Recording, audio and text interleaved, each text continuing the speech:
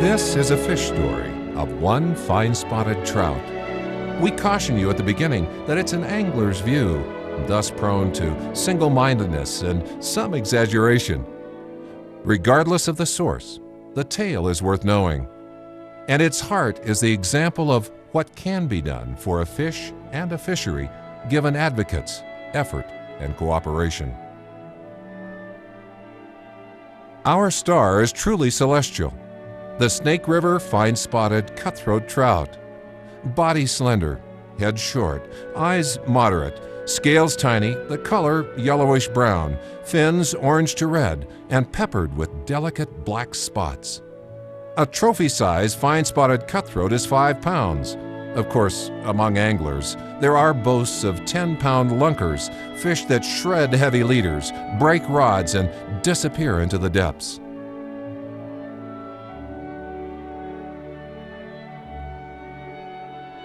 The native home of the fine spotted trout is small, just about 100 river miles. What it lacks in size, it more than equals in stature. No wild species claims a more majestic range than this Wyoming, with the Grand Tetons as a towering head and the beautiful Snake River underfoot. Here and only here, the fine spotted trout came to be. Descending from the Yellowstone cutthroat, it found in the very substance of this environment enough special elements to become unique, and it is one of a kind.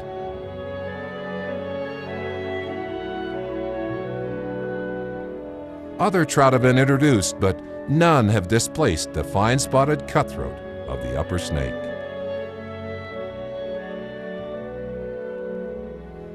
They are dominant here because no others are so suited to the harsh climate and radical water flows. In its makeup is a command to leave the main river when spring snow melts. Raging floods block a retreat to swollen tributaries. The fine spotted cutthroat needs a refuge, and it found one. Only a few such places exist in this Rocky Mountain Valley, and they are the spring creeks. Like the fine spotted trout, the spring creeks are rare and singular jewels of nature. They seep to life from a hidden source, clear, rich, and fertile. In them, the fine spotted trout finds a place to retreat, to court a mate, to make ready a place, and to reproduce.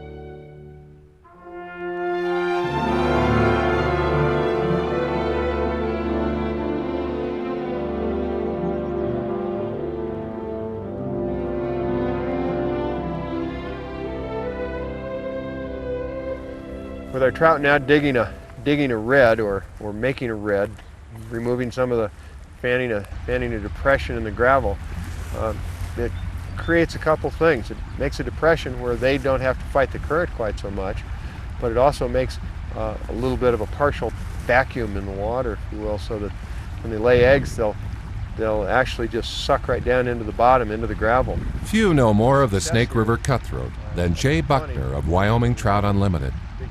He is many things: angler, guide, fly tyer, and streamside entomologist. Most importantly to this trout, he is a political advocate for its preservation. Since coming to the valley in the 60s, he has worked to gather the political and financial forces of the fishing public to ensure the survival of this native species. Jay is one of the many who've stood up for the fine spotted trout. You'll meet others compelled to be counted on behalf of this priceless natural resource. But even before Jay, there were those who recognized how special these golden peppered fish are. And it is here where our tale begins. Well before the fine spotted cutthroat of the Upper Snake would need constant stewardship.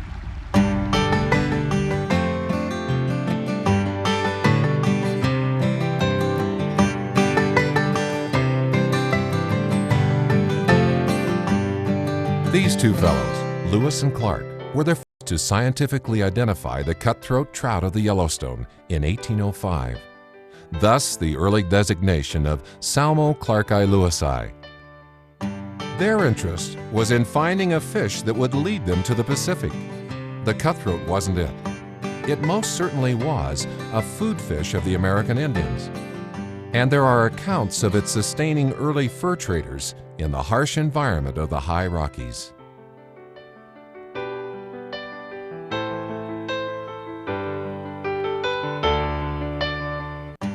It didn't take long for those who came to the West to discover the cutthroat. Yellowstone Park, Jackson Lake, and Upper Snake became famous fishing destinations. It was no wonder. The trout were huge, fine eating, and apparently there were no limits. One can only wonder at the fish stories told by the mistress and her maid, captured in this historic photo. Jackson Hole was growing. Protected by the Tetons, it was perfect cattle country, with meadowlands for hay and high range for grazing. Just beginning was a vital economy that needed control of the mighty Snake River in order to prosper.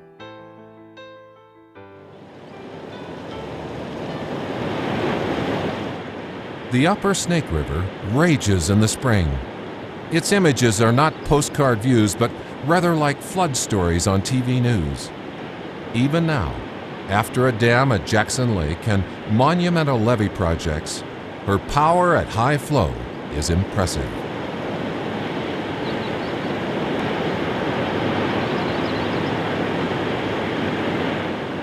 The river had to be made safe. Floods on the Snake and adjoining tributaries were too costly. Homesteads had been washed away, and whole towns had been destroyed. First with animal power, and then with earth-moving devices of every description, the work that continues to this day was begun. The upper river and her tributaries were constricted, pushed into place, and confined to tolerable limits. The dam builders descended upon Jackson Lake, blasting, bulldozing, driving piles, anchoring a structure that would tame the capricious river at her most vulnerable reach. It all worked well enough that this magnificent valley was now ready for more than just hardy pioneers. It was suitable for civilized habitation. Sleepy Jackson began to boom. The scenery, the fishing, the lure of a western cattle town all brought new Wyoming settlers. They came from everywhere to live and recreate within reach of the abundant natural wonders in the valley. It was inevitable that someone would recognize what an exceptional fly fishing species the fine spotted cutthroat is. And that man was Bob Carmichael, the father of fly fishing in Jackson Hole. He came to the area in 1931 to fish, to guide, and to eventually start a tackle shop. To this day, Bob has not been forgotten. Most serious fly anglers who come to the Upper Snake still use his patterns. Jack Dennis, store owner, fly tying author, and lecturer, is no exception. Bob was his mentor. And upon completing a Carmichael indispensable, he remembered how special Bob was to the cutthroat and to the people who fished them. Bob came to guide in the Jackson Hole area and first started guiding for Jackson Hole Monument before it was a national park. Eventually, it became Grand Teton National Park, and Bob would have a tackle shop just outside the park. He would introduce a lot of well-known people to fly fishing. The Rockefellers, many presidents would come to visit, and the Hollywood types, such as Hemingway, Cooper, and Gable. Many people came to Jackson Hole to fish, and Bob introduced them to the wonderful dry fly fishing that Jackson had to offer. In fact, he wrote a letter in a book that really describes how Jackson Hole was in those days. I'd like to read a little bit to you. The book is called Flies by J. Edson Leonard. It was the Bible of its time. Mr. Leonard had asked various well-known fly fishermen to write letters about their area, and Bob wrote a letter. Moose, Wyoming, April 6, 1949. I assume you're not acquainted with the Snake River, Jackson Hole, or Yellowstone fishing, so I'll attempt to give you a picture from scratch. This area unquestionably is the finest dry fly country in the US of A. For example, it is not unusual to take cutthroats, Clark-eye, Lewis-eye, with small heads that have reached the weight of 4 pounds, yet have not reached their 4th year. The cutthroat is, of course, our native trout. The rest of the letter in the book, Bob talks about the flies of Jackson Hole and the fishing methods. But you can tell from reading this man loved the fishing in Jackson Hole. I was first introduced to Bob at the age of 5. I spent many a time in the shop as he held court, talking about the fishing at Jackson Hole and his beloved trout. He said to me, "God, I love this river, I love this valley, I love this fish." And he looked at me and said, "Remember this." Boy, do I remember it. It came to my veins, through my grandfather, through his guide, through Bob Carmichael. Bob Carmichael passed on a concern for the fishery to those he touched.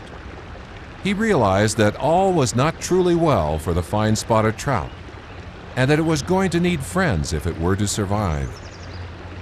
Those changes made by man to protect property and provide irrigation were taking their toll on the snake, and consequently on the fine spotted cutthroat.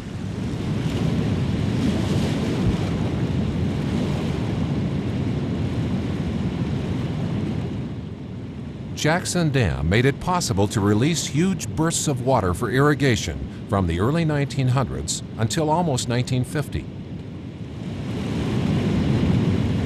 Over time, this practice destroyed trout habitat by eroding banks and stripping away vegetation, all essential to cutthroat survival.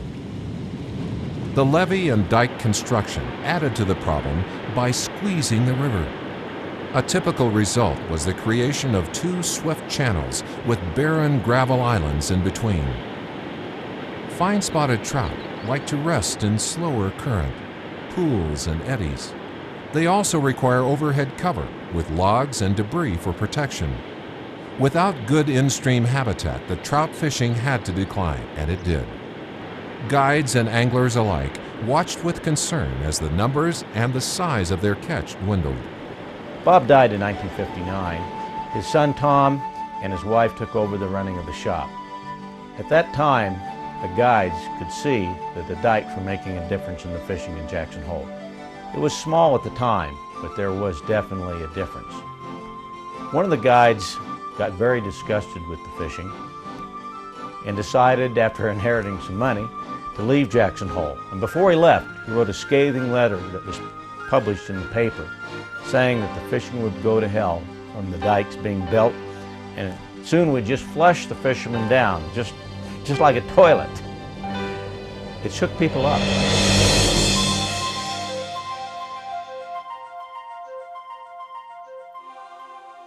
The Wyoming Game and Fish Department didn't stand idle during this decline in the fishery. In view of increased fishing pressure, demand for irrigation water, and continued loss of habitat, research on the Snake River cutthroat began. A fisheries management crew, headed by Max Rolfson and staffed with biologist John Erickson, worked to get a handle on the problem. I think it was in the 60s, when we started monitoring these tributary streams.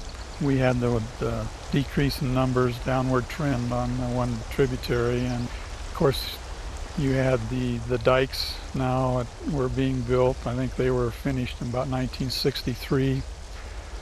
So you had a combination of things there that were impacting your fishery.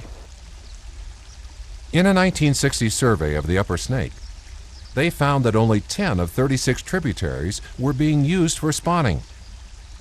It was clear that the native fine spotted trout was in trouble. Yeah, I really like the design of the trap. I think it ought to work pretty good. Here on the Bar, BC, Wyoming Game and Fish began to trap fine spotted cutthroat, gathering eggs to artificially rejuvenate a dwindling population. What they learned was key to creating a wild trout fishery. By planting well-developed eggs back into their home creeks, they got more fish to mature and return for spawning.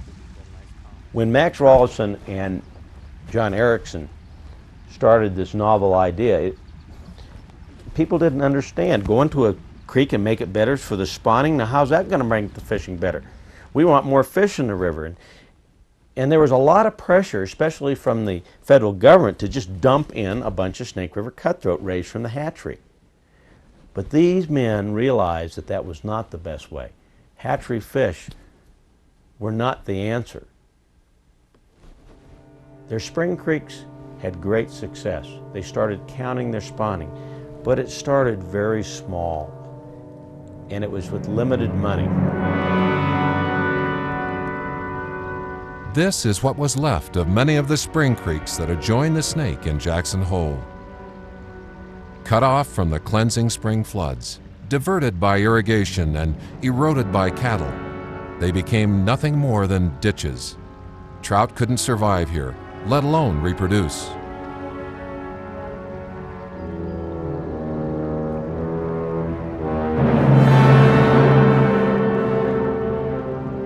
As you can see here, we have gravels. What there is available have been pretty well tied up.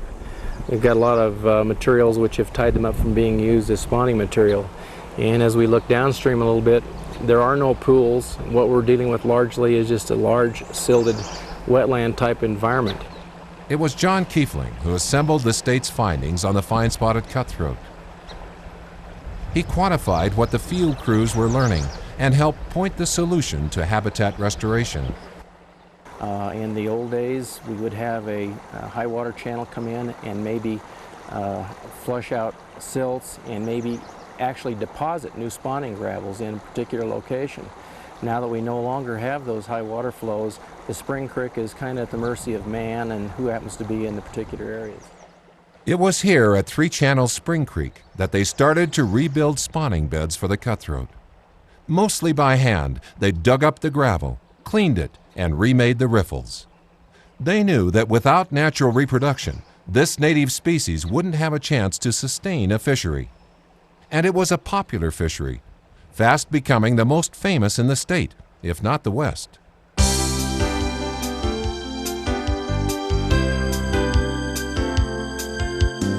I was only 21 when he asked me to do the show.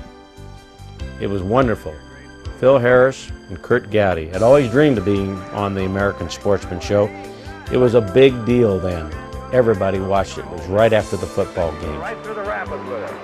Okay. That's pretty good water to go through, isn't it? With a fish like how'd you feel? I know. Well, look. Oh, this fast current. I haven't seen him. That's a boy. Kenny, hold on to him now. We got to get through these rapids. Get through these rapids, we can get him. Yeah. I think I can get him. He's got a good one, Jack. Okay. Okay. Job for trees and back of it. Oh, my. Oh. Huh? Nice fish. Good fish. Well, that's 4 or 5 pound trout, isn't it? At least 4 or 5. Look at him. Oh, yeah. Oh. I think I got you beat, haven't I? About the same size. It showed what wonderful fishing was in Jackson Hole. But you know, that was one of the last great years before things would change. This man already knew that fishing wasn't what it used to be. He's the late Vern Bressler. Vern was a top guide for Bob Carmichael and eventually came to run his business. He inherited Bob's love for the species, and being a fisheries biologist, knew what to do about it. Vern rehabilitated the streams. He did something that only the fishing game dreamed about, to have the money to do what they wanted to do. Vern made it happen, and it became probably one of the best fishing dude ranches in all of the West. When Vern Bressler came out here at that period of time, 1970, 71, these creeks, I think, two places that they held fish, here and on downstream a ways and everything. And then Vern came in and he built a lot of riffles, you know, trying to get a little kick to this current and everything, and also dug out some holding water for these larger fish. And as a result, then, we had a fishery that was, you know, quite viable and held a lot of fish. Vern Bressler created the example for Jackson Hole, and Ed Ingold has carried on the tradition. They improved the spawning and holding capabilities of an entire stream to the benefit of a whole river. It was innovative and remains to this day the primary prescription for securing the future of the fine spotted cutthroat. As you can see here and then down in these other riffles down this way, we brought 350 tons of spawning gravel in here at the same time we did some of this work in an effort to provide more spawning opportunities for these fish, and it's worked quite well. We've also narrowed this channel, as you can see here.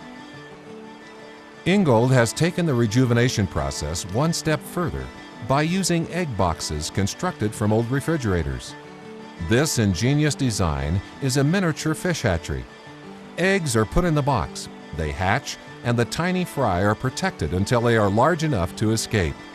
This is an old refrigerator, and what makes it ideal is it's not only mobile, you can move it, but with the insulating qualities of a refrigerator, you can see I take water out of the creek, bring it into there, it circulates through this box. I use vibrant boxes to put the eggs into, and they stay in here for a period of time, usually several weeks, and then they hatch. The fish, as they lose their egg sacs, drop down into the bottom of the box. But as you can see, we've made a little miniature stream channel from the intake to the outlet here. We have an overpour design here.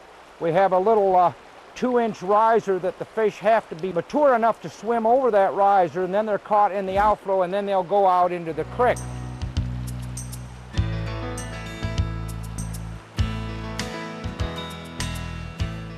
The fame of the Snake River cutthroat has grown despite its problems. The fishing boom that Bob Carmichael might only have dreamed of had arrived. Catch and release fly fishing became the preferred angling method by both visitors and the rich and famous. The problem was that fishing had become part of the local economy, and it wasn't getting better fast. Decades of abuse to the natural system could not be corrected overnight, and not everyone was patient. In the late 70s, it was apparent that fishing wasn't what it used to be. Everybody had an idea. Fishing game was saying, habitat. We got to improve the habitat. The fishermen were saying, we need regulations. Everybody was battling.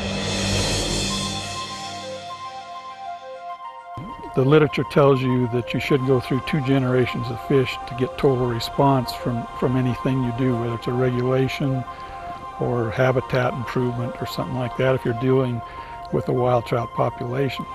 We were still kind of in this mode to evaluate what we were doing with these gravels when there was pressure brought to bear for special regulations on the river, Maine proper. The state and fishing interests in Jackson Hole worked through a political process trying to agree on the best strategies for improving trout fishing. One thing was certain: the fine spotted trout now had friends and advocates. Despite the pain of the process, solutions resulted. Special regulations increased the amount of fly and artificial lure angling. Water agreements helped curtail harmful flow management. And most importantly for the Snake River cutthroat, everyone was getting focused on habitat restoration. We needed something to pull us together. And I remember going to a game and fish regulations meeting, and the head fish warden said, you need to put your money where your mouth is. You need to bring 300 screaming people. Tell us what you want. Well, my friend Jay Buckner, who owned a competing business, and I got together and said, what should we do? We need a Trout Unlimited chapter. They talk of money. We need to raise some money for a stream project, something that could save these big, beautiful native cutthroats. Flat Creek came to mind. Flat Creek flows through the giant open meadow north of Jackson. This upper stretch rests inside the National Elk Refuge that's managed by the U.S. Fish and Wildlife Service.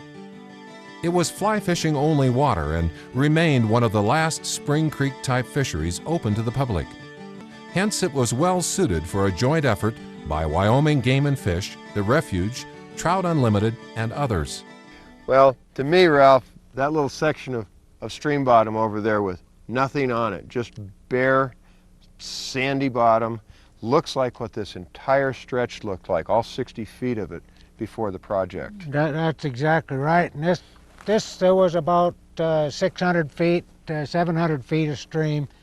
It was all just like that, right at 60 feet wide and about 6 inches deep, and no vegetation, no nothing, but that sand bottom.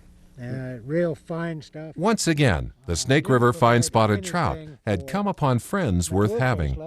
Ralph Huddleston embraced the project and was the kind of ramrod needed to get the job done. He did the research and implemented the plan. The Jackson Hole chapter of Trout Unlimited funneled matching funds and organized voluntary manpower. The result was a highly visible reconstruction that fish and fishermen immediately appreciated. This is quite a transformation, Ralph, in this whole stretch of river. Now, this structure that we're kind of standing on, that used to be the middle of the stream, exactly how was this designed? Well, the idea is both as a deflector for flow to create an artificial undercut bank. Now, there's about a 4-foot platform that we're standing on the edge of right now. We've got not quite 2 feet, about 18 to 20 inch depth under the bank, plus a sheer wall of another 2 feet. And that's where the big fish tend to hold in more so than the smaller fish. There's generally enough volume and velocity of water under there for drifting insects to come under to them, but they also feed on the caddis and other organisms which are actually attached to this structure. If you don't have overhead cover, you just generally don't have a fishery. That's about as simple as that. We don't manage Flat Creek for the fishery in Flat Creek, but it's a part of the Snake River system, and our whole program being for wild trout, it's essential that we've got all of the components. We have to have recruitment of young, we have to have places for the mature fish, as well as a place for people to fish and enjoy the whole resource. Flat Creek was so good that TV shows came back to Jackson. Here in a series called Fishing the West, one of Jack Dennis's guides, Jeff Currier, needed every bit of his skill to fool a giant Flat Creek cutthroat. The wind is blowing it back towards us. I don't know if I really got over him that time.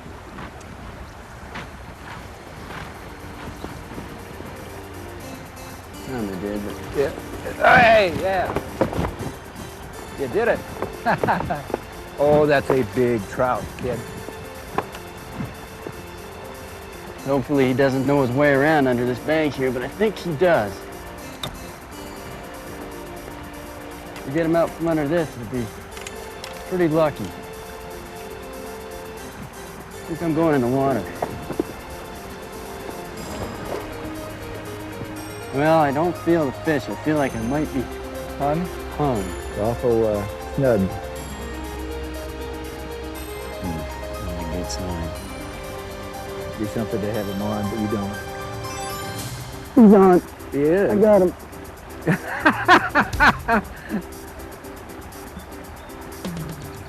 Oh, you go to heck. I can't believe that. Woo!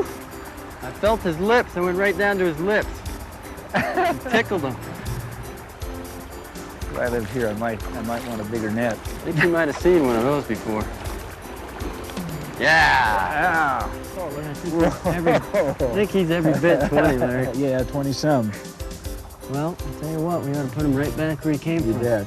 He sure likes that bend up here, obviously. You know, I'm proud of you. You sure did a job fighting that guy. Trout Unlimited kept raising money, project kept getting done, but something else was needed.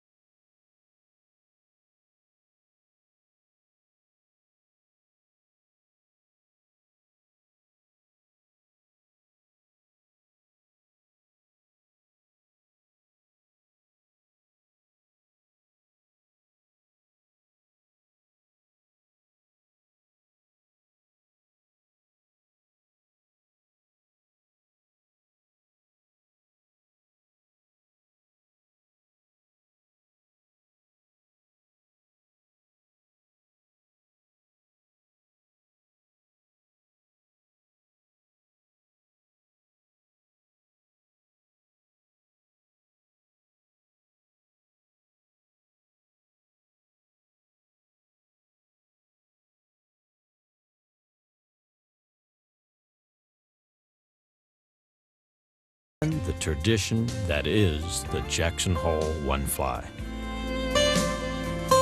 The One Fly helped make a difference by raising money and powerful political friends for the Fine Spotted Cutthroat.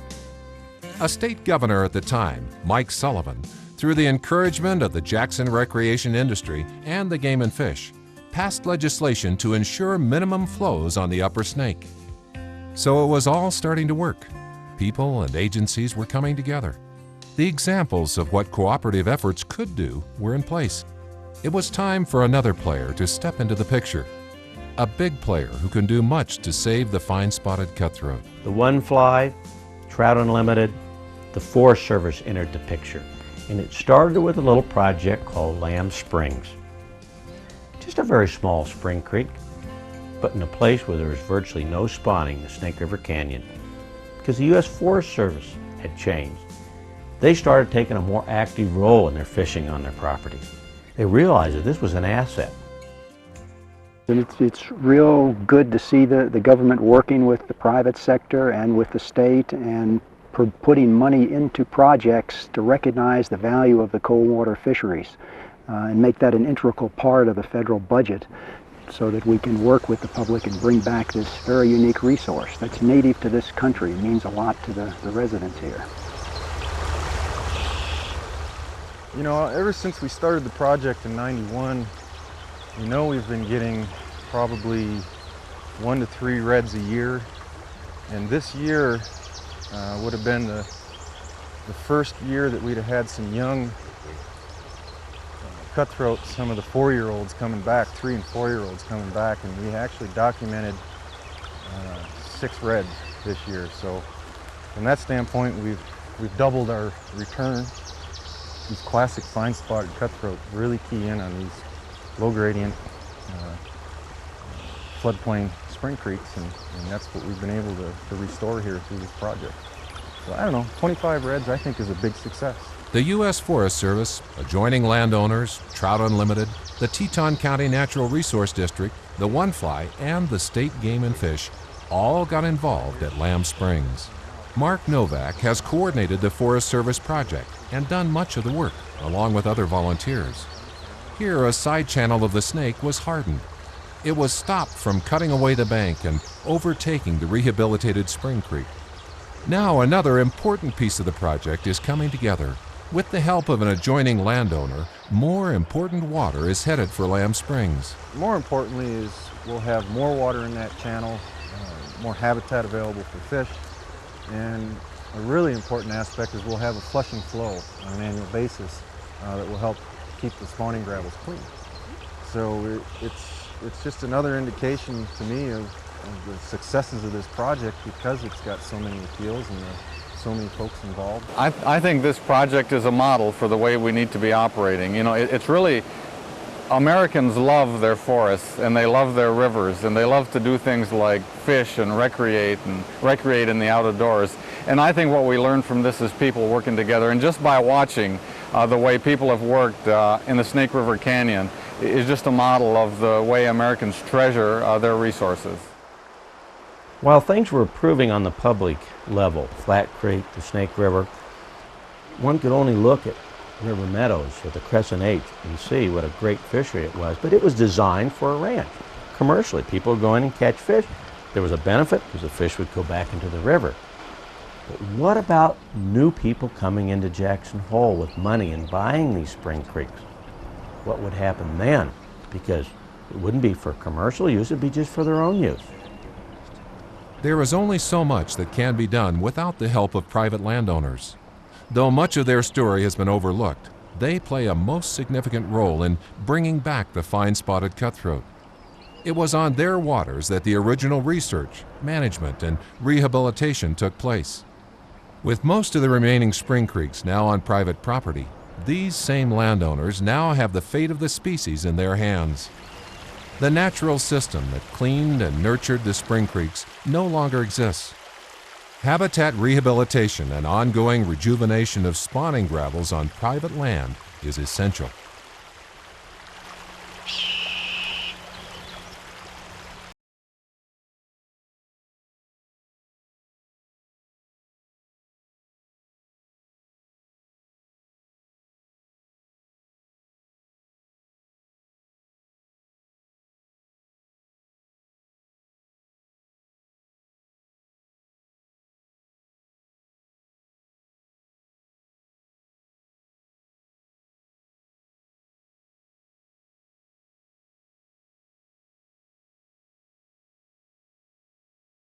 Is Bill and Gloria Newton's home and property on 3-channel Spring Creek.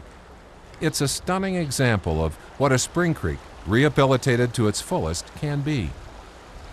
Bill, not even a fisherman when he first arrived, relishes in the trout that now reside and return to spawn here. To an investment banker, nothing speaks so well as the numbers. Well, as I was showing you here on these charts, we've charted, it's now been 3 spawning seasons that we've gone through, and if you take some pretty conservative estimates, I estimate that we have produced over 15,000 fish in these 3 years. Unbelievable. So it's very gratifying. When you think of the population being somewhat around 2,000, 3,000 fish per mile in the Snake, you've put a few miles of fish back into the river. And Game and Fish tell me that it's likely to improve for about 5 years, and then it'll stabilize. Using their own money, the Newtons hired a private contractor to redo the stream.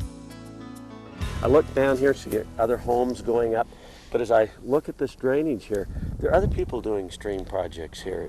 You've really set the pace. Well, I think more than anything, maybe not us, but just the fact that people can see that this kind of action can be done and you can have success in doing it. And when neighbors of Bill Newton have come up and visited Bill and walked along his creeks and seen what in fact you can do and how much success you can have, they just go home and go, I want to do that too. I'd very much like to do that. And when they find out that in fact it is, it costs money, but when you get these partnerships involved like Trout Unlimited and the Wyoming Game and Fish, you can make it reasonable and in terms of cost, and you can have such a such success and such a wonderful product when it's done.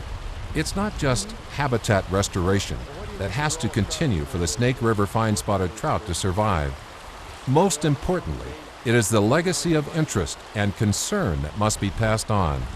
From neighbor to neighbor, fisherman to fisherman, resource manager to manager, and advocate to advocate. Maintaining these spring creeks over the long term to maintain the spawning population and even increasing the number of fish that can spawn in these streams makes an awful lot of sense for a healthy river system. Oh yeah, and that's really what we're doing. The viability of the whole Snake River population, it's centered on these spring creeks. If we don't have the spring creeks, and the Snake River cutthroat doesn't have a place to go spawn, and thereby we lose our opportunities to maintain fairly viable populations in the Snake River proper. And that affects all anglers, not just the landowners and you and I. It gives the general public an opportunity to get right in there and fish for a beautiful fish.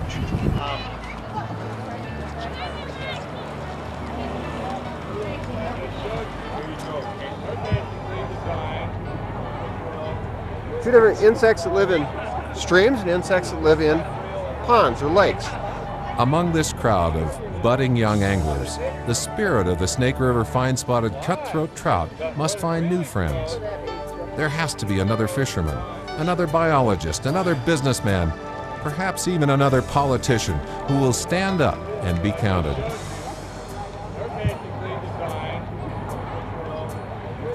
We do know for certain that a wild trout fishery or native species can't survive unaided in an environment so altered by civilization. We have a moral, ethical, and legal obligation as an agency, as professional managers, and as fishery scientists to help bring back these native species and not tend to place them further at risk towards extinction. Let's start and let's go through what we want to do. Among the new anglers coming to learn fly fishing in Jackson Hole, Jack Dennis must find another fanatic to carry the banner of the Snake River cutthroat. He discovered and has preached that it's good business and good for the soul to help the cutthroat. Like Vern Bressler, Ed Ingold, and many, many others, Dennis knows that a fishery won't improve without fishermen and guides to watch over it. It starts at home, getting everybody involved, and believe that you can do it. And you can't give up. You can't give up, and you just keep pushing forward. As long as you've got water that's clean, not polluted, and you have insects, you're going to have fish. Fish always are better when they're wild. They move in here, they turn on their side, kick the gravel out, dig a depression, lay some rocks back, lay the eggs, and then they come in and kick rocks back over and put the rocks back over it. And what it does is it creates an aerated pocket in the stones like that right there. You can see the hump. And eggs are in there and the water's running through it, and it's bringing oxygenated water through the rocks. And that's one of the things that we worry about, and that's why a lot of this work's been done here, is to create good spawning habitat. This enthusiastic state game and fish student volunteer could be the next resource manager the fine spotted trout needs. It will be up to those who follow Max Rolfson and John Erickson to do the science and fight the scientific battle. I just hope that the situation will continue, where we can work on these spring creeks and all this gravel rejuvenation. And if that continues, I think this population, will just continue to function. And now John Kiefling has the reins in the fight to ensure that the wild trout fishery of Wyoming's Upper Snake River survives. We think about this fish, quite frankly, as being a very fragile entity, and it is in a lot of respects. But by the same token, when you think about the condition this fish has to put up with, he's sort of like a tank. He may not be a very big tank, but he has to live through a lot of uncomfortable and unfavorable situations just in order to survive in the environment we have up here. But I don't know, you just can't compare it. It's a beautiful fish. The role of the U.S. Forest Service is clear. Most of the Upper Snake River cutthroat's range lies in their boundaries. With shrinking supplies of money and resources, they have to seek partners and strategies to make a difference. This type of collaboration is a must for the future. Any agency, whether it's the Forest Service or any other agency, we just don't have the resources to do it alone. And we've got to do it together, working with people. Without knowing the story, it would be hard to imagine what brought all of these people and all of these organizations together. But now that you've heard the tale and seen the cutthroat of the Upper Snake, you have a living example of what concern and commitment can do for a fragile species. The world revolves around money. We can give them all the river runs through stories we want, and it still comes out to money. It is better for our economy to have a trout stream that's wild and free and that's fishing well than it is to have one polluted because some steel mill that may go out of business down the road. Tourism will be around forever. I think it started way back long before man was even civilized. And so if you're going to save a place back home, you got to think of the economics. The only way you can talk to politicians is you've got to make them believe it's good for business. That's the first step. A litany of good projects are in place. Good people have done good work. and what remains is an improving wild trout fishery. But it can all be lost without an ongoing effort. What's needed most are people and money to keep up habitat restoration and rejuvenate spawning gravels. It wasn't too late on the Upper Snake River in Jackson Hole, and perhaps it's not too late to make a difference where you live or fish. This is truly a sight for the ages. The view of a native species reclaiming its home. But keep in mind, it won't be a short struggle. It won't be without controversy. But it is a journey worth taking. Just ask the stewards of one fine spotted trout.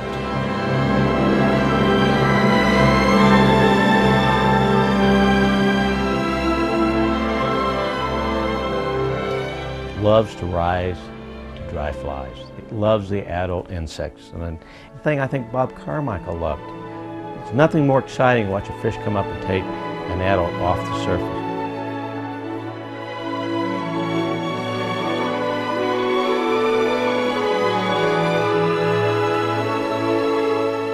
You can go a lot of places and catch rainbows, but you can only go one place and catch a wild native cutthroat, snake river cutthroat trout, and that's right here.